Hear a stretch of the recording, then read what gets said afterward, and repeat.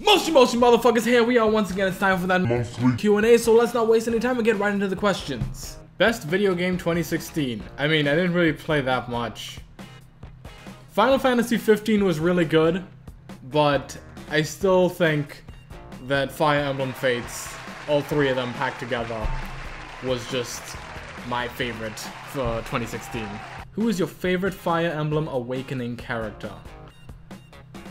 I mean, it's gotta be Lucina. Like, it's gotta be Lucina. There's really no other. I mean, okay, Olivia was a close second, but like a very, very close second. But no matter how much I think back on that game, Lucina's best girl. Oh, and by the way, yes, I watched the Fire Emblem Nintendo Direct, and yes, I am probably getting all of those fucking games. I am so looking forward to that shit. Do you prefer a certain alcoholic drink? I don't actually drink. I think alcohol tastes absolutely disgusting. Like, I've had some alcoholic drinks that taste okay, but they're like the really fruity shit. And even then, I can still taste the alcohol, and the alcohol ruins it. So for me, in my head, I'm just like, this would taste a lot better without the alcohol. So why the fuck would I drink the alcohol in the first place? You know, being drunk doesn't appeal to me at all. I don't need to get drunk to have fun. So, and you know, it's more of a social thing, and I hate people. So really, there's really there's no motivation for me to drink. So I don't drink. And the same goes for smoking. If you like smoking weed, that's cool, but marijuana smells absolutely fucking disgusting. That's not me. That's not my thing. Who was your favorite wrestler back when you watched it? Hands down, no competition. Not even close, not even a question.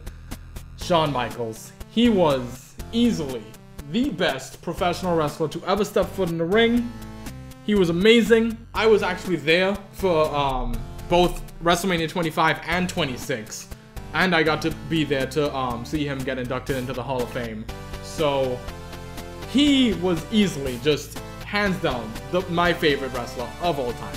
Nobody's even gonna come close. And honestly, when Shawn Michaels retired, that's when I started to lose interest in wrestling. So, what are your thoughts on the Switch? It's Nintendo, it's gonna have Zelda, it's gonna have a new Fire Emblem, and Fire Emblem Warriors. So, I've already pre-ordered mine. ARMS also looks pretty cool. But I'll be honest, like, I don't give a shit that much about Nintendo in general. You know, I mostly get it for the Zelda games and for Smash. That's about it. It's cool that you can, you know, pick it up and go out and play your Switch out in public and shit, but I don't go out much. You know, I go out when I'm eating with my friends. That's about it. So I'm not really gonna use that feature, but whatever. There's some good games on it, so I already pre-ordered mine, so I'm happy. Ooh, if a champion you've gotten a clean sweep with gets a new skin and you lose with it, would it still be a clean sweep? Yes.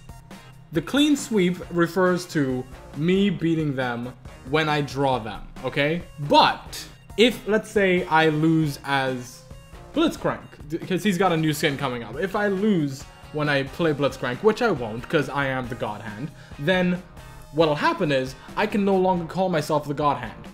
Nothing will change the fact that I still won all seven games in a row when I first drew him, okay? 7 wins in a row is way more, like, impressive than 1 win. Which is why, you know, any new skin that comes after I initially draw them and play them, I don't really count it towards the total, because it's a completely different beast. Maybe you guys just wouldn't understand it because you're not playing the fucking champions. But when I'm being forced to play these champions, and almost nothing but these champions for, you know, weeks or months at a time, it's way different than having to beat just one skin, okay? I don't know if that makes sense. But to answer your question, yes, it would still be a clean sweep. No, I would no longer be the God Hand. But don't worry, I won't lose. I am the God Hand. What do you think about Twin Star Exorcist? For some reason, no one is talking about it. That's because it's trash. Opinion on the Crunchyroll's Anime Awards. That was a shit show. The moment I saw Bieber nominated for Best Villain, I knew that the entire awards show just had absolutely no credibility. And it didn't, because Yuri on Ice won everything, and I don't think it really deserved any of those wins other than maybe best opening. History Maker's too good. But other than that, I don't know. But whatever. I don't give a shit what other people think, so it's not like it bothers me. Winter anime thoughts. I'll be honest, this season has been kind of lackluster compared to Psych, motherfucker! First of all, Little Witch Academia finally gets a full TV series. Holy shit. I love the OVA and the little movie thing, so so far I'm loving it. I am absolutely loving it, and you can't go wrong with Trigger. I mean, obviously, and obviously, me being the fucking samurai lover that I am obviously loving Onihei. Holy shit. Like, I don't know what it is. Like, it's not that heavy on the action. It's more like a drama kind of thing. But when it does have the action, it honestly reminds me of that old school, like Rurouni Kenshin. It kind of reminds me of Rurouni Kenshin whenever it has those action scenes.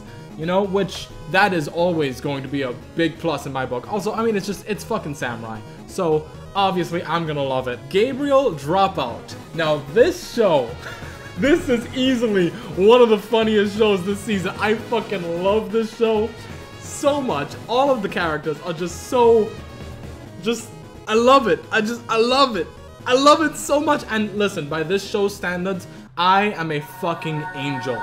Okay, this show just proves to me that I am actually just such a genuinely nice human being. I am truly a gift from the heavens. I am an angel. Kuzu no Honkai actually came pretty much out of nowhere for me, and I gotta say, this show is actually incredibly surprising because it's another high school romance type of show, but for the most part, things are actually fairly believable and done in a mature way, and it's surprising. It probably helps that this show was apparently directed by the same person who directed White Album 2, and I absolutely loved White Album 2, so Kuzu no Honkai, if you like drama, holy shit, Kuzu no Honkai is right up your alley. Youjo Senki is actually, like, I wasn't really expecting much from this show, and like, honestly, I was hesitant to watch it in the first place because, like, the faces just look kind of off, you know? But I decided, I'll give it a shot, you know, see if I like it. And honestly, it's actually pretty good.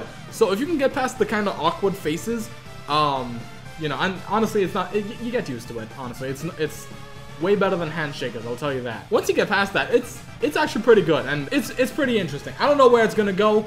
I don't know how good it's gonna be, you know, a couple weeks later, but I'm enjoying it. Obviously, you can't talk about the winter anime season without bringing up Konosuba. I thought Konosuba was 100% guaranteed going to be the anime of the season for me, but interviews with Monster Girls and Kobayashi-san's Dragon Maid, these three shows are just neck and neck and neck for anime of the season. All three of them are just it's so good, man. It's just so good. Like, every single episode, I'm just sitting there like, oh my god, this is amazing. And then the episode ends, and I'm like, no, don't end. It's just, oh my god, I love all three of them. Like, if you're gonna watch anything, watch those. And to be honest, Kuzu no Honkai might actually get up to that level as well, depending on how it develops from where it currently is.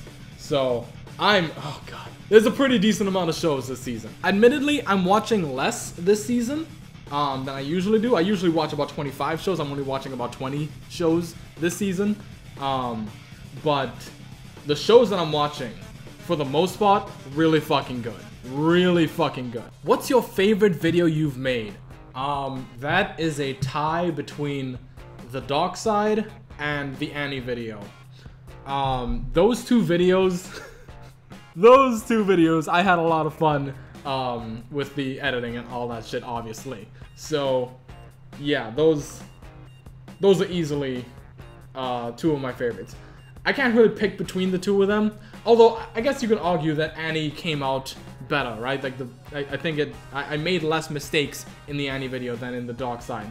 But, like, I don't know, man. Anytime I hear Gray Fox come in with his fucking epic Japanese, like, it's too good. It's too good. So yeah, those two videos are easily my two favorite videos that I've done. Do you think mallet should be removed? Is it a balanceable item? I mean, I'm a little biased with this. I don't like items that give like permanent CC.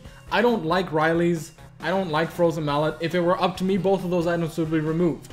Or at least the slow passive would be removed. You know, I don't mind if items have like an activatable that have like a temporary CC. So something like Blade of the Ruined King, I think that maybe slows or something. Or maybe it doesn't. I can't fucking remember. Or maybe that was Gunblade. I can't remember. I don't read shit. But like those items, that's fine. I can live with that. The Proto Belt thing that shoots out the spray shit and slows if it hits you, that's fine. I can live with that because it's an activatable, okay? But like Frozen Mallet and Riley's, it just, you don't even have to try to get the effect on it, and I think that just creates too many problems that I don't like. So that's just my take. I could be wrong. I probably am. I don't really care, but I think it should be removed, or at least the slow passive should be removed. Maybe have it be like something like Yomu's, where your next handful of attacks, you know, for like a second or two, those slow them. So it's a window of slowing, but if you can escape from them in that window of time, then you're not perma-slowed and fucked, you know? But maybe that'll make Juggernauts useless. Then again, I can't remember the last time I actually built Frozen Mallet on Darius. So, What do you think Riot should do to balance the Rift right now? Obviously, it's just tanks. Tanks are too strong. Like way too strong. And I feel like they've been too strong for too long, honestly. Tank items are too cheap. And honestly, I tweeted about this a couple days ago. But one of the big reasons why, especially like 80 carries are, you know, struggling right now so much, is because there are so many armor items that directly fuck up the you know, other players, right? Like if you look at the staple magic resist items for tanks specifically, you're thinking of Spirit Visage and Banshee's Veil, maybe a Guardian Angel, maybe a what's that thing, that stupid thing, the Z-Rod portal. You're thinking about items like that, right? Spirit Visage just increases your healing. Banshee's Veil is just a spell shield. Guardian Angel is a revive. Z-Rot is annoying as shit. I think the only item that I can think of off the top of my head that gives magic resist that directly fucks with the opponent is Abyssal, but that's more of a mage item, right? But then you look at the armor item, the armor choices, you have Thornmail, Frozen Heart, Iceborne Gauntlet, Randuin's, Sunfire. You know, all these items, they have some kind of effect on people around them, people who are trying to interact with them. You know, they slow your attack speed, they fucking reflect some of the damage back on you, they just passively burn around you. You know, shit like this. And it's just, and they're cheap too. A lot of them are pretty cheap. You know, and that, you know, that's not even talking about the items that just give really good stats, like Ninja Tabby, that just reduces basic attacks by, what, 12% or some shit? Like, it's just, the armor items are just so fucking powerful. And I get that it's because, you know, AD champions generally get really strong. AD carries get really fucking strong once they get their items. You know, people like Yasuo, they get really fucking strong. They will hurt if they get their items. So, on one hand, I kind of understand it, but I still think tanks get too strong, too tanky, too quickly. And the fact that these items help tanks kill you, that's kind of absurd, you know? Like, a Maokai should be annoying and really tanky to kill, right? But he shouldn't be able to just kill you. Same with a Poppy. Same with these divers that are supposed to be able to get in and disrupt the enemy backline. That's all they're supposed to do. Just disrupt, not solo kill. And I think that's the kind of thing that needs to be brought in line. I think I saw somewhere that they wanted to work on tanks next as the next class update. If that's true, and if that's their plan, then I sincerely hope that they get it right this time, because tanks honestly make the game significantly less fun. When they're really fucking strong. They're vital to the game. But they shouldn't be the star player. And I think that's kind of what they are right now. Alright, I think that'll do it for this episode. Just a reminder, I am going to be at PAX South this weekend. So if you were in the area, if you were there, then please do not be afraid to come up to me, find me. I will be probably updating my current position on Twitter. So just follow me on Twitter if you want to try and find me. But yeah, I'm probably, knowing me, I'm going to check out the Switch. And then, more than likely, I'm going to find somewhere to just sit. If you manage to find me, don't be afraid to come up and say hi to me. I will be happy to talk with you, whatever. And yeah, that's about it. So I hope you guys enjoyed this episode. And as always, I will see you next time.